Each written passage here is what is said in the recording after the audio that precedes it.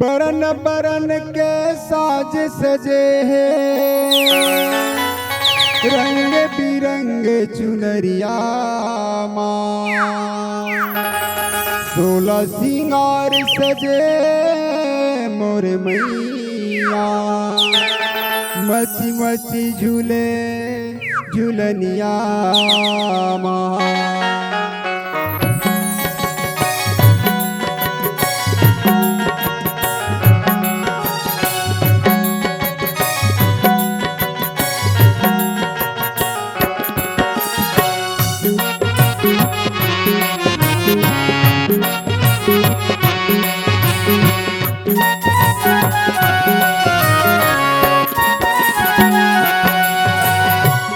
झूलना झूले वो मैया, झूलना झूले वो, लगे माता के उदर बार हो माँ, लगे माता के उदर बार हो माँ। झूलना झूले ओ मैया, झूलना झूले वो, लगे माता के उदर बार हो माँ, लगे माता के उदर बार हो माँ। कौने मैया झूलना झूल, कौने मैया झूलना झूल, कौन झुलावन हार मैया झूलना झूले वो, लगे माता के उदर बार हो माँ, सजे माता के उदर बार हो माँ।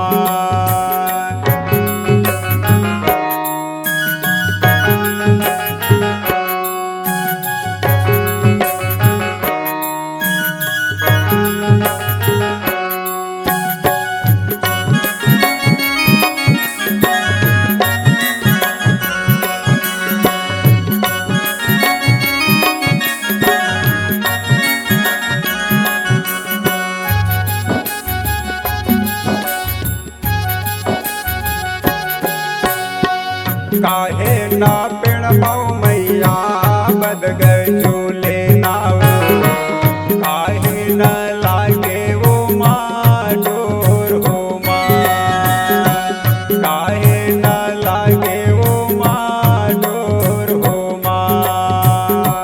झूलना झूले ओ मैया, झूलना झूले वो, लगे माता के उदर बार हो माँ, लगे माता के उदर बार हो माँ। कौने मैया झूलना झूल, कौने मैया झूलना झूल, कौन झुलावन हार मैया झूलना झूले वो, लगे माता के उदर बार हो माँ, सजे माता के उदर बार हो माँ। झूलना झूले ओ मैया, झूलना झूले वो, लगे माता के उदर बार हो माँ, लगे माता के उदर बार हो माँ।